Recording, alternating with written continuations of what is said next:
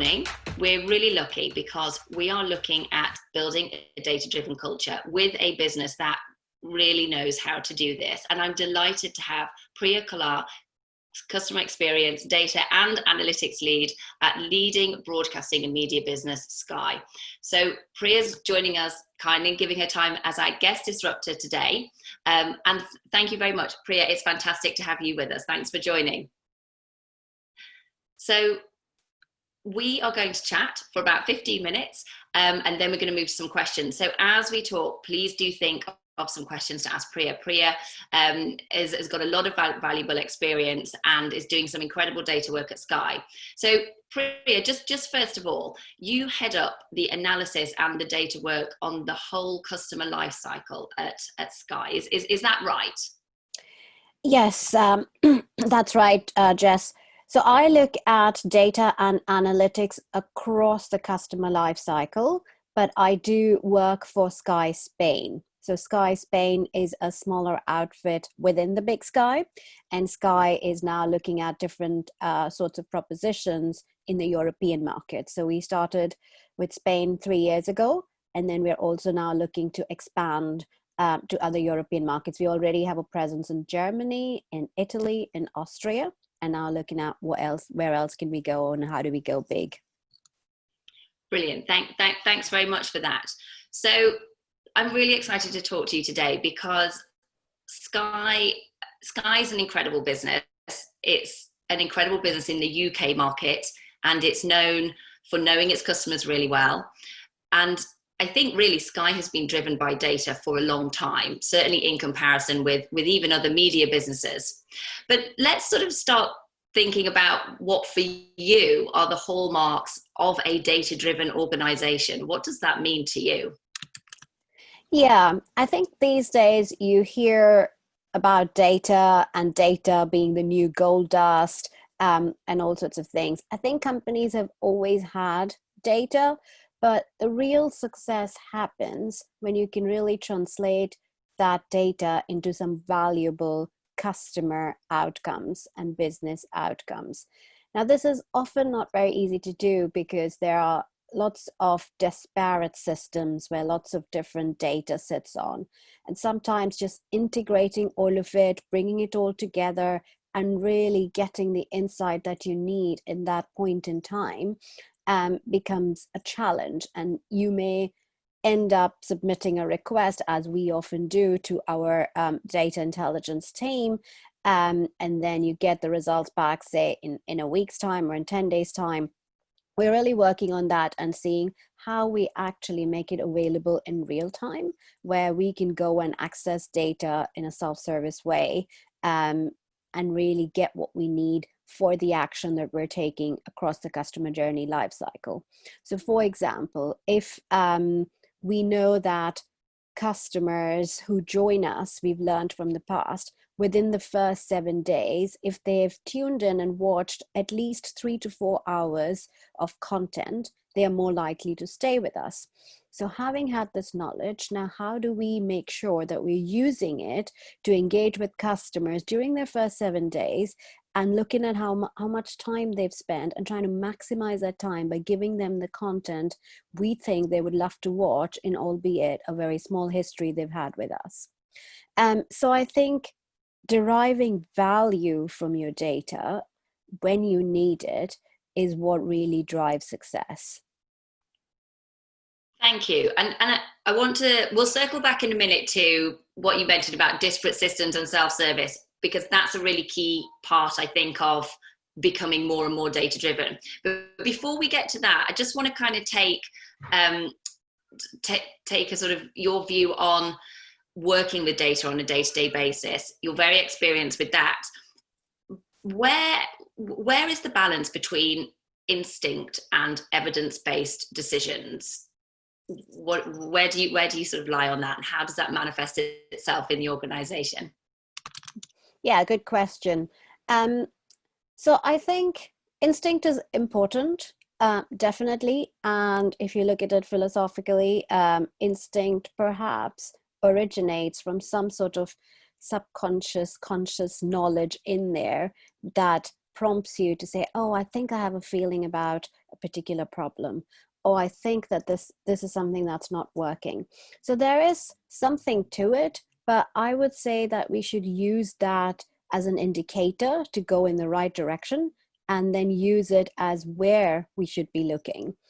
There will be some obvious use cases that that, okay, we need to do our churn modeling, understand how do we retain our customers. We should do some engagement modeling to understand how best customers stay engaged with us. But having said that, there might be some unique examples of things you might be feeling that, hey, I think we need to examine what's happening in the acquisition journey. I kind of think that the sign-up journey is not really doing what it should be doing. So then we go and look at data to bring some evidence to the table to see whether it's actually something going on, or is it just something that we think is going on. And once you have real data to back it up, then it helps you to invest your money, your time, and your resources in the right direction. Otherwise, you could be spending time barking up the wrong tree. Therefore, it's very, very important, as and when you can, use the data as the evidence to drive further investment and the time of everybody who's spending their valuable time building new product features or trying to optimize any particular aspect of the experience. So we normally would try to do that, but there are occasions where you don't have all the data that you need and the decision needs to be made very quickly. So in those instances, instinct is the best thing, and sometimes the data might not even tell you the right answer. So if you're trying to compete of should I buy my license for program A or buy my licenses for program B, and they're all equally expensive, or I could buy 5 licenses for other very good programs. Where do you invest? So data can tell you based on history that this is quite successful, but whether or not to invest in the 5 or the 1, you never know. So then again, you have to use your instinct and judgment on that. And what about building hypotheses, I suppose? And in terms of working in that way, and bringing that, I guess, experimental culture into a team, what's that like doing that? And is that uncomfortable sometimes? Because I guess you've also got to let go of a hypothesis, once it's been disproven, if you've had a great idea and then the data doesn't support that. So what's that like working in that environment and sort of bringing people along that journey with you? Yeah. So there's always a very thorough and sometimes ruthless job of prioritizing. There are lots of use cases and hypotheses that the business across wants to test. But you have to constantly be saying, what's our business objective right now? What are we trying to achieve? And what are the next best 3 use cases that we can go after? And which means that some of them will get prioritized, some of them will not get prioritized. And the teams that don't get it prioritized have to live with that for the moment, in support of the broader business trying to achieve something. So I would say, yes, you have lots of requests and a lot of demand coming about various use cases. We're also trying to see how we can make it more and more self-service so that people can actually go in and look at certain things themselves. We've got lots of Tableau dashboards that have been built where you can pick and choose what variables you're looking for. So for example, you want to look at customers who joined in the last month, who live in a certain area and who watched 10 hours of content, and then you say wanted to promote a specific program to them, so you'll be able to go get that yourself. So there's always sort of the balancing act that is needed, and then you just prioritize based on what we think is the most important, and we get the best return on our time invested. That makes perfect sense. I'm sure there's some bumps in the road, and as you said, getting a feel for that and sort of enabling the business to see where the priorities are. But as you said, there is so much data and there is so much work that you could do. I guess so many questions that you could ask. You talked about democratizing data, and I think this is at the heart of a data-driven culture from what we understand when we've talked to businesses that very much live and breathe that. What is democratizing data? Is it just self-service, or is it bigger than that? So I think stage 1 is definitely self-service. So what can we do with some of the static data that we sort of already have, but in real time, you can go in and have a look and do various permutations and combinations of what variables you're looking at, pull that out, get the information you need, help that to tune the particular actions you're about to take.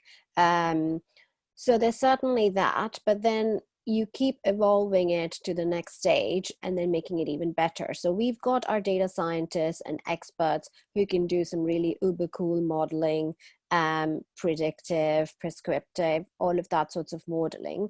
Now, what we also want to get to it is, in the world where we need lots of data instantly to make lots of decisions, and I think everybody should be using data, whether you're the acquisitions team, whether you're the engagement team, whether you're the customer service team, whether you're the product team.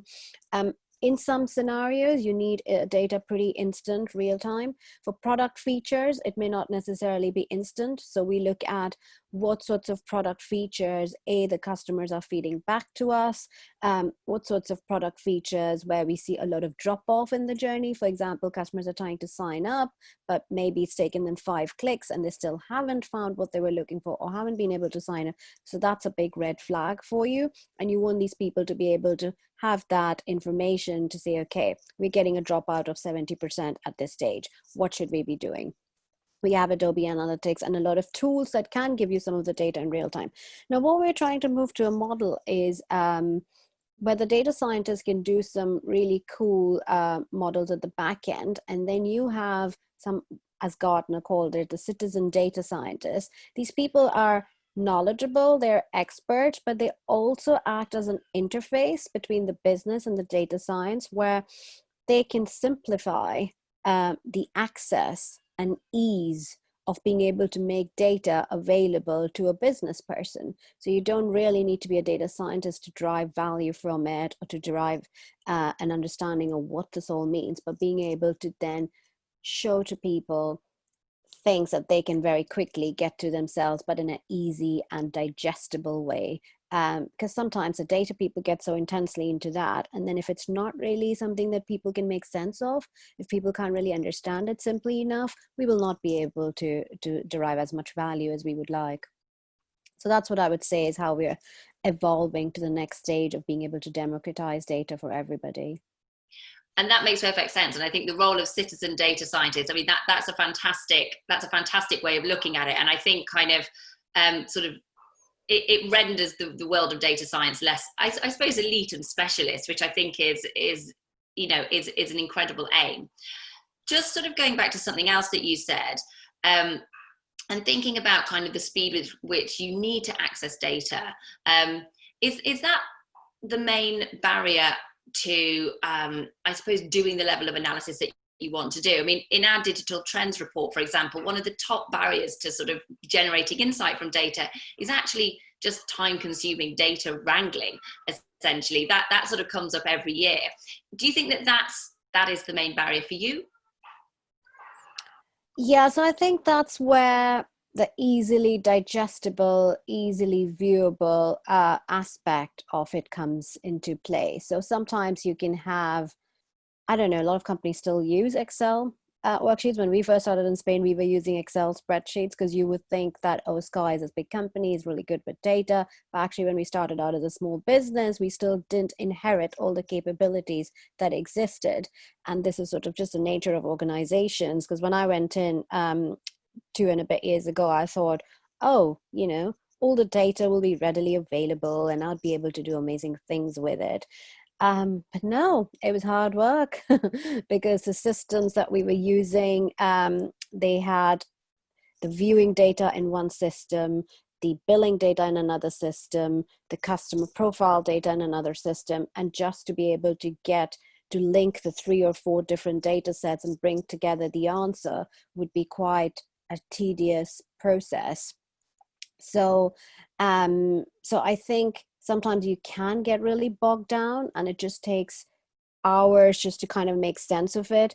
But since then, we've moved from just sort of spreadsheet data dump to a more sort of Tableau model. Tableau lets you see things in a lot clearer, in a lot simpler way. And then now we're also looking at being innovative. We're not there yet within the European and Sky business. I don't know what the big Sky are doing. Actually, I do need to catch up with them and see how well they are doing this whole citizen data scientist, how well they are making it available for their customers in the UK. And then really see what we can do in terms of ease of access to a large audience and being able to then do something with it quickly enough and not let it become a barrier, which I would say it still is. Absolutely. And I think almost every data conversation I have, Excel is mentioned at some point. So it's such a common thread for so many businesses. That said, it sounds like, you know, you clearly Sky Spain has a structured plan in place to kind of get there and sort of attain this level of citizen data scientist. In terms of future content consumption, because that is an incredibly interesting area, what role does data have in predicting future content consumption? Yeah, this is a very exciting time of consuming content.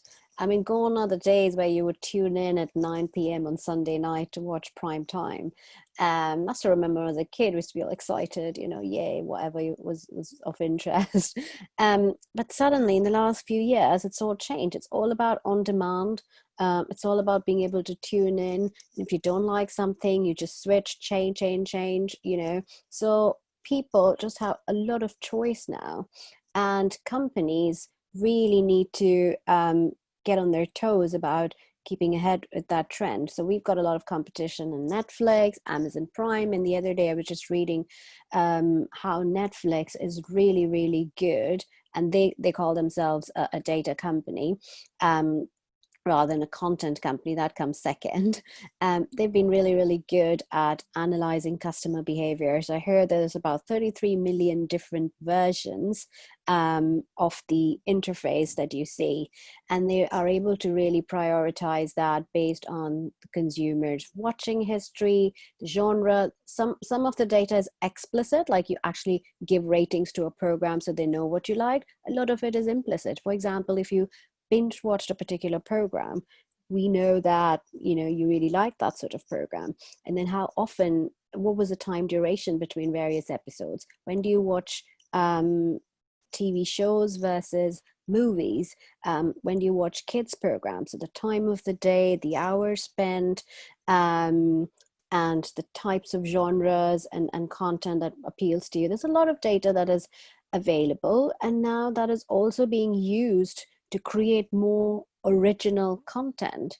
Now, Sky's original content, Chernobyl, has done really, really well. That was a star program of last year. It's got 14 nominations for BAFTAs. It's the most in the ceremony's history, I was told. So that's the kind of content we know is done really well. So we need to be constantly analyzing and working what sort of directors, what sort of themes, what sort of producers, what sort of stars, what are these combination of things that really work for the audience. Now, Netflix did that very well with House of Cards. They looked at when they spent a lot of money renewing the series and spending money in it to see, okay, the House of Cards in the UK was a success. The director who made the network, I think, the social network, was the same director who did House of Cards, and people also loved Kevin Spacey. So there were these three common themes going in there that then enabled them to actually make that huge investment and big bet, and it did work out. So now more than ever before, where you would just sort of have an idea and produce it and just hope for the best, now with data you have the potential to actually be able to predict what sorts of programs, what sorts of directors, what sorts of stars, what sort of genre, and even a fusion of genres is kind of working for people. So it's a really great moment to be creative, to be innovative, and being able to sort of really create amazing content that you know is going to get consumed and not just sit there on the shelf and sort of money wasted. So that's super exciting. Another thing I was going to say is that actually, oftentimes you're also in a situation where you don't have enough data to know whether a program is going to be a success. For example, Breaking Bad, it had no famous people or anybody you knew of, but it's again become a great success. So some of the times you don't have all the answers and you just go with instinct in that, and then you invest in it, and then you're like, oh, okay, this worked. So yeah, there's a lot of opportunity with data, and then data together with human judgment and instinct will then create the way forward. But it's a very, very exciting and innovative time to be in this industry, I have to say, and I love working here at Sky. Yeah, absolutely. I mean, and the way that you talked about content creation, if we think about as an art and a skill, that the way that content has been created is very much been on, instinct and from the minds of people. I mean, yes, of course, there's research that goes into it, but you're talking about a world of almost micro inferences between bits of data that I guess we could never have even thought to analyze.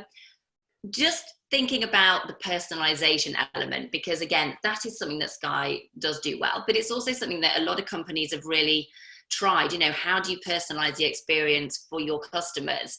And lots of them struggle to get it right. Why do you think that is? Yeah, personalization is actually quite a challenging thing. Sometimes creepy too. So you've got to get the right balance, really. And for me, what personalization to me means that having you find the content you love in the least possible time. Um, there are so many occasions where I've experienced this, and I think we were talking about it the other day. You've experienced it, where you just sit in front of your TV screen with a remote, scroll, scroll, scroll, change Netflix to Amazon Prime to Sky to whatever, and you're like half an hour in, still don't know what to watch. And I think a lot of us, more than you think, are people who are just sort of struggling to find the content they want to watch. And for machines to learn this kind of data, to learn this kind of behavior, it takes a lot of data to really build up what sorts of contents to churn out. And in the back end, there's a lot of metadata, there's a lot of tagging, hyper tagging that is involved. And all of that is not very, very easy. And a particular program just doesn't fit into just one genre. There can be so many different ways to describe it. You can describe action, location, stars, mood, I don't know, various other things. You can describe a program through so many different lenses, and then being able to then project that lens and then understand customer behavior. It's a very hard combination to get. Having said that, you can't even predict how your husband will react tomorrow, or your kids will react tomorrow. So to be able to predict what consumers are going to love tomorrow, and the same person who watched a period drama will not love science fiction tomorrow, or not love watching, some kind of boxing match, you can never tell. So it's sort of really the fine art and the balance of getting enough personalization. And if you can get about 70% of people actually picking up on your recommendations and personalization, I think that would be a great outcome. We're probably not there yet, but as the system keeps refining itself. But I think that would be a good target to have. Yeah, absolutely. And I think what you're describing seems to me like another golden age for TV that we're in. And this is far from the tone of a few years ago, when it was felt as though it was be a very competitive market, and there's real challenges to the dominance of television, and what's going to happen. Do you feel it's kind of a golden age, or for content? I certainly think it is, actually. Just from a consumer's point of view, I kind of think there is so much choice. Sometimes too much choice is also not a great thing, because you just get, what's the phrase, brain freeze. You're like, I don't know what I want to watch. I'm going to just switch it off. So in some ways, it was simpler in the old days, where you just switch on whatever's there and then you just watch it. So I think, yeah, we're in the age of too much choice, too much content, a lot of it really good content as well. So, I mean, you've got very limited hours in a day. And whatever time you have for entertainment, you want to get the best out of it. You don't want to be wasting your time watching something suboptimal for your liking at that point in time. So I think from that perspective, yeah, it is really a great time for content, for choice, for even the future of what is being created. I think it's pretty exciting. Thank you. We've had some questions come through. So, and if anybody is thinking, has got some thoughts of any more, just pop them in the Q&A box. There's lots of different things that we can explore here. And I think we've had a really interesting discussion about what being data-driven really means and actually how hard it is, particularly in the area of content creation, which is a vast area with lots of content proliferation at the moment. So I'd like to turn, this is a question from Amy Miller, and she asks, how do you manage master data management to ensure that the data on which you base the analytics is clean? And where does this function sit? To be honest, I have left that answer in the hands of our capable data architecture team. So Amy, I sit more on the business side of consuming all the data and really making sure I get what I need. Sometimes you got to push really hard for what you need. And I know they probably face back-end challenges to make that available for us. I know that they've been building a data lake where all the different disparate systems worth of data flows in, and then once it's all in there, then you can do uber cool things from it. So yeah, it's a technical question which I think my technical teams would probably be better able to answer, of how they are managing all of the data in the architecture per se. That said, what you've described, as you say, that sometimes there are challenges in kind of getting the data that you want. That's something that we hear across so many organizations. And I guess it's that link between the data architecture and, you know, and the service that you require, and the analysis side that I think is really challenging. So that's a great question. I wanted just to talk about being a data analyst and the skills that are required. I mean, what do you think are the top skills that every good data analyst needs to have? So I think the jobs of data analysts are also evolving. Initially, it could have been, and it means different things. You know, when you just Google data analyst, you get so many different types of job descriptions. But to us, I think what we're looking at is being able to look at some of the raw data, put some, and it depends. I mean, there's millions and millions and millions of data, of course, for the UK side of the business.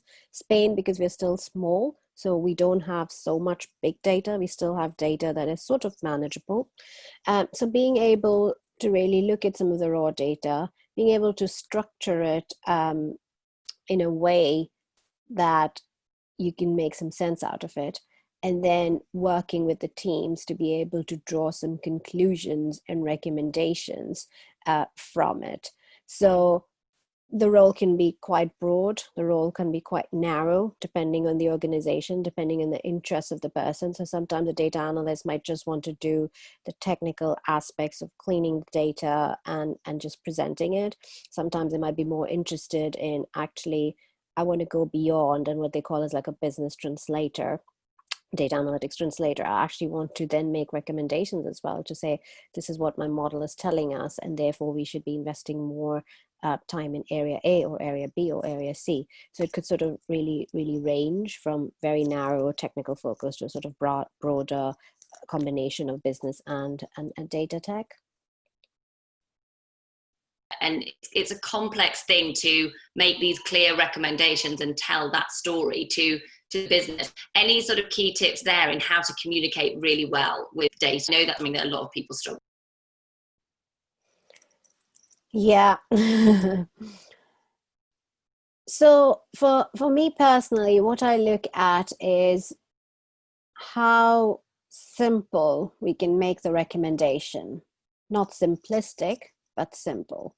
So you look at a lot of different variables in the back end, and then you look at how the interplay works, and then be able to clearly say, what is it that we need to be doing? So for example, we've seen in Spain that we get a lot of uptake when there's a free trial period. Surprise, surprise. And then when time comes to pay, a lot of customers just end up leaving. So we do a lot of sort of analysis on churn drivers, look at implicit behavior, look at explicitly what they've told us about why they're leaving. And then it turns out they would say, oh, for the amount, so for Sky Spain, unfortunately, we don't have as big range of content as we do for the UK market. And each country you have to buy and pay separate licenses. So we can't use the same license that we have for the UK, for Spain. So we probably are looking at a European model where we have a bigger negotiating power to go across Europe. But while that happens, we are sort of being able to analyze what were those churn drivers, what is making people leave, and then their sort of answers to the fact that what Netflix, for example, or what Amazon Prime offer for the same money is a lot more value. And so we kind of going back to the proposition team to saying, look, there is something about the pricing and the proposition and the content that we need to look at. Now that's a big question in itself, and which has sort of led to the team now really looking at the rest of the European market and thinking whether this is the right model, or should we be going in partnership mode with some big players already present in Spain, or should we be going on a AVOD model, which is an advertising based, make it free but do advertising. So then that sort of recommendation led to them kicking off a project around, okay, so let's look at the proposition, let's look at what's working. So I think the clearer, the more evidence-based your recommendation is, and then you can support it when you get into deeper dives and deeper discussion, the more likely you are able to drive action. And for me, my role is really making sure the data drives action. I mean, I personally want to see outcomes. I don't want to just present data and say, hey, you do whatever you like with it. I like to see the change happen. I'd like to see the outcomes change. I like to see the KPIs improving. So I can sometimes get very into the, okay, so what are we going to do about it? And I would catch up with them quite regularly to see that work is progressing. We are making changes to the recommendations and really embedding it, because that is often a challenge, embedding the changes proposed, because you can say, yeah, okay, all this information is nice to have. And we've had that challenge. A lot of people wanted data, and then we give them data and we give them recommendations, then not much happens. So then I set up follow-on meetings with the difference. If it's a marketing recommendation for that week, then we'll follow up with them. We'll follow up with the product team to see how the various feature recommendations we made, how are they progressing. So I just don't think my role just stops at being able to present data back to the business with the recommendations. I also try to make sure I go a little bit beyond to make sure it's embedded, because then you feel gratification of the work and the time you've invested personally. Absolutely. Thank you so much for describing that, Priya. I think that so many people have this challenge. As you say, you've done the work, you've presented the recommendations, and it is a case of embedding that change and seeing this action. One last question before we finish, because it's the last few months have been atypical. I no idea what your data has told you for the last few months, but have you noticed any major consumer shifts? Does everybody just want more content? Or is there anything that you found particularly interesting about behavior in the last few months? Yeah, COVID-19 has turned out to be really good for the streaming world, fortunately or unfortunately.